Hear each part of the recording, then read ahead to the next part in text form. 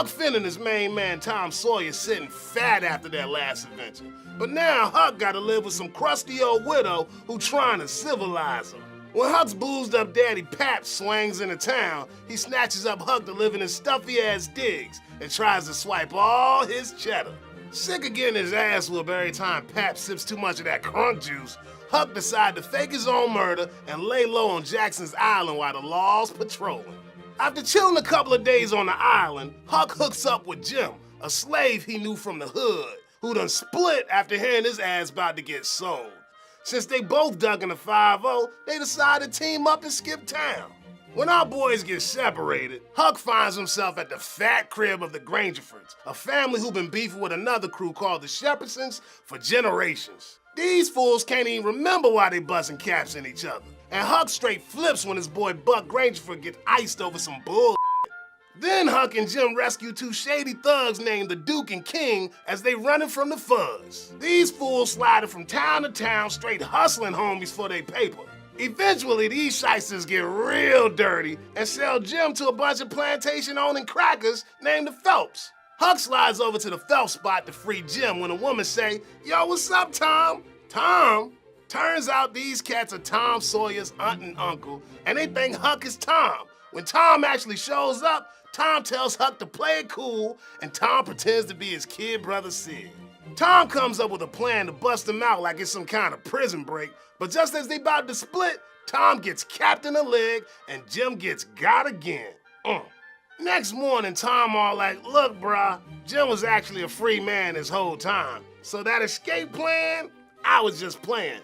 What the hell? A brother's freedom ain't no game, man. So Huck and Jim part ways and Tom's aunt offers to adopt Huck, but Huck is done with all this civil nonsense, so he decides to start trekking to some new turf. Open up your ears and get ready for some truth, son. By far the most throwed up symbol up in here is the Mississippi River. See, the river representing freedom. Not only Jim's freedom from slavery, but freedom from all the crooked shit always going down in the civilized world. But at the same time, the river also repping destiny, cause it's the river doing all the shot calling, where they going, when they gonna get there, and what kind of jacked up they gonna find along the way. Now even though Huck thinks all that mess is whack, it ain't no thing to all them civilized peeps Huck dealing with, and it's the only brother who keeping it real enough to see through society's bullshit. He gets mad lonely. When it was dark, I sat by my campfire, smoking and feeling pretty satisfied. But by and by, it got sort of lonesome, and so I went and sat on the bank and listened to the currents washing along, and counted the stars and drift logs and rafts that come down.